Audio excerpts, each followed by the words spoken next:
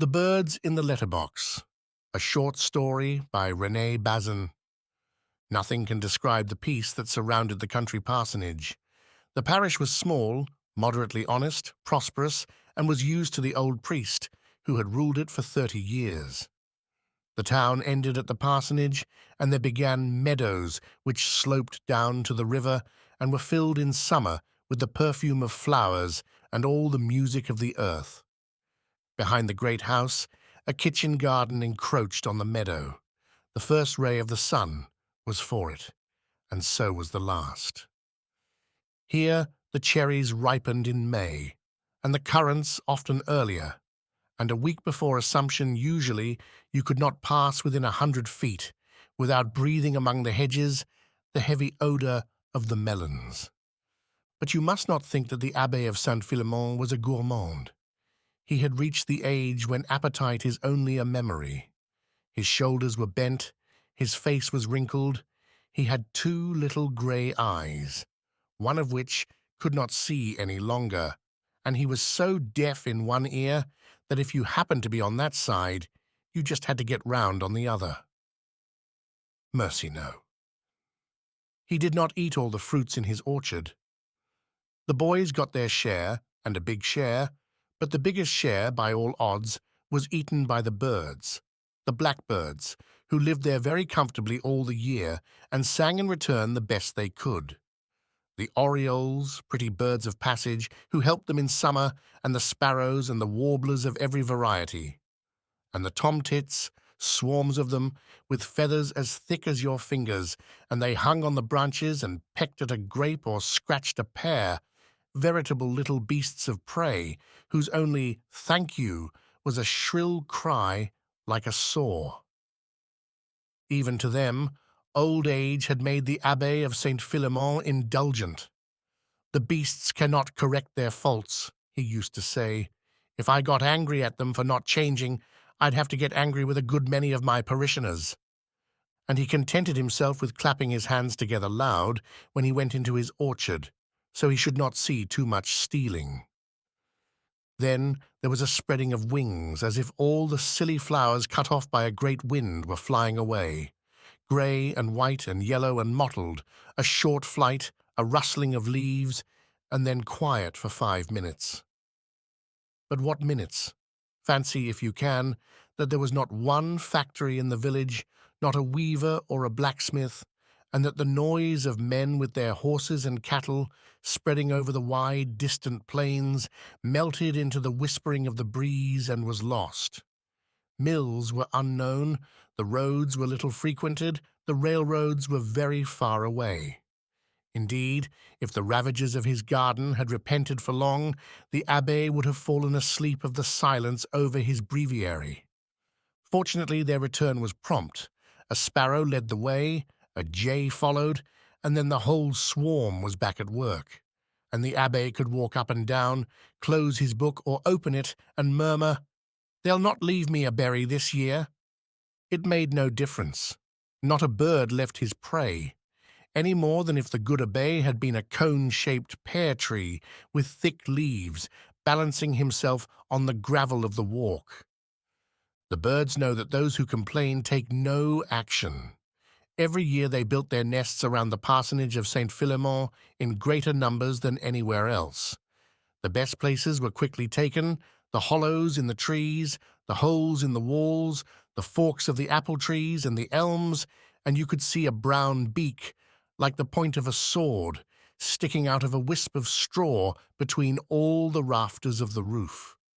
One year, when all the places were taken, I suppose, a tomtit, in her embarrassment, spied the slit of the letterbox, protected by its little roof, at the right of the parsonage gate. She slipped in, was satisfied with the result of her explorations, and brought the materials to build a nest. There was nothing she neglected that would make it warm, neither the feathers, nor the horsehair, nor the wool, nor even the scales of lichens that cover old wood. One morning the housekeeper came in perfectly furious, carrying a paper. She had found it under the laurel bush at the foot of the garden. "Look, sir, a paper, and dirty too. They are up to fine doings." "Who, Philémon?" Your miserable birds, all the birds that you let stay here. Pretty soon they'll be building their nests in your soup tureens. I haven't but one. Haven't they got the idea of laying their eggs in your letterbox? I opened it because the postman rang, and that doesn't happen every day. It was full of straw and horsehair and spiders' webs, with enough feathers to make a quilt, and in the midst of all that, a beast that I didn't see hissed at me like a viper. The Abbé of St. Philémon began to laugh like a grandfather when he hears of a baby's pranks. "That must be a tomtit," said he. "They are the only birds clever enough to think of it. Be careful not to touch it, Philémon." "No fear of that. It is not nice enough."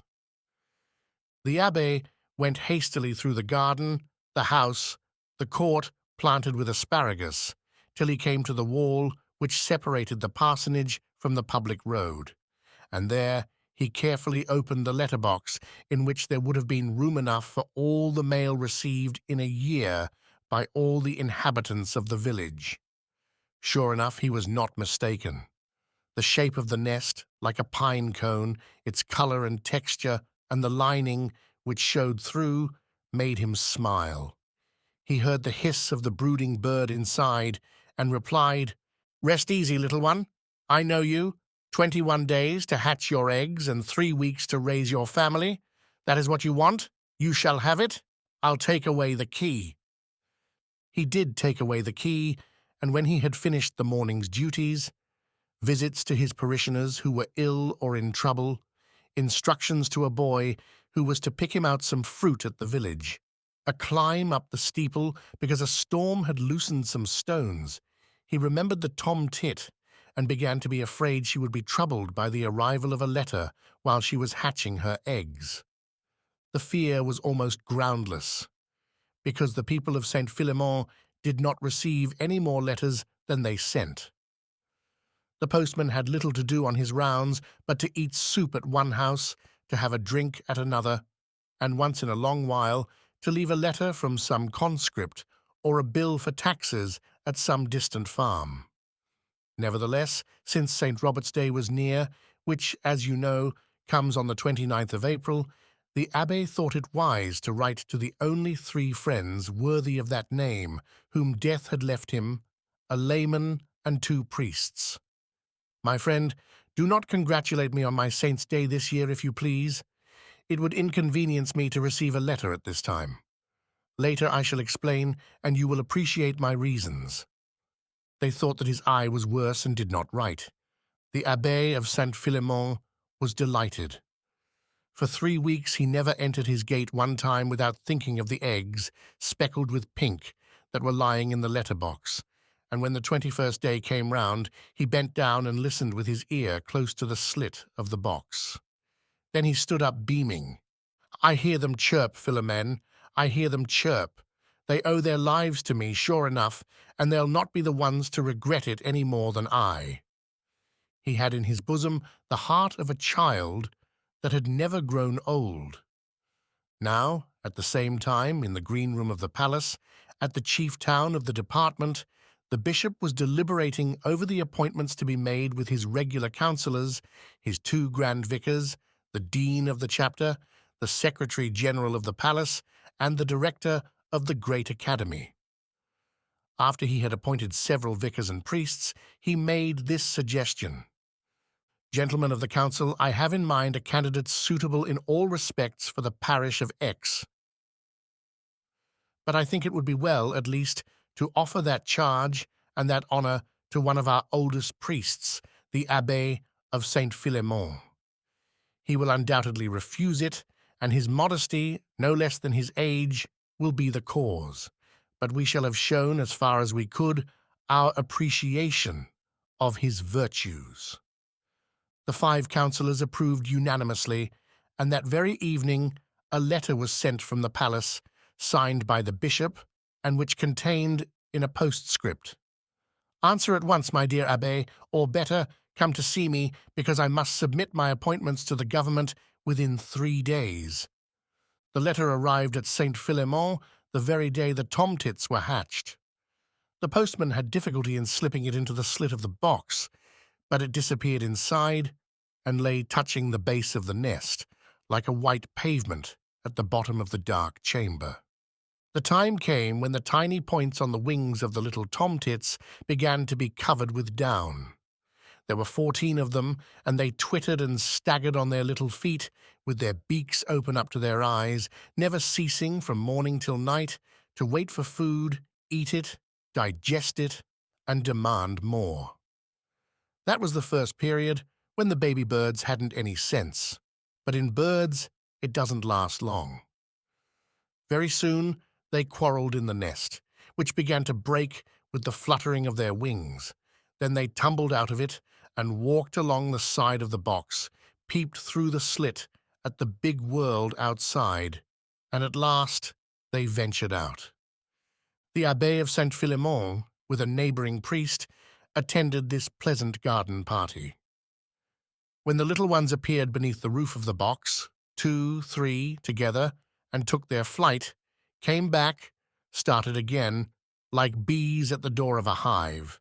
He said, "Behold, a babyhood ended and a good work accomplished. They are hardy and strong, everyone." The next day, during his hour of leisure after dinner, the abbé came to the box with the key in his hand. Tap, tap, he went. There was no answer. "I thought so," said he. Then he opened the box, and mingled with the debris of the nest, the letter fell into his hands. "Good heavens," said he, recognizing the writing. "A letter from the bishop. And in what a state! How long has it been here?" His cheek grew pale as he read.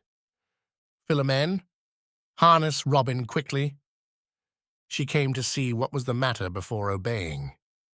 "What have you there, sir?" "The bishop has been waiting for me 3 weeks." "You've missed your chance," said the old woman. The abbé was away until the next evening. When he came back, he had a peaceful air, but sometimes peace is not attained without effort, and we have to struggle to keep it. When he had helped to unharness Robin and had given him some hay, had changed his cassock and unpacked his box, from which he took a dozen little packages of things bought on his visit to the city, it was the very time that the birds assembled in the branches to tell each other about the day. There had been a shower, and the drops still fell from the leaves as they were shaken by these bohemian couples looking for a good place to spend the night.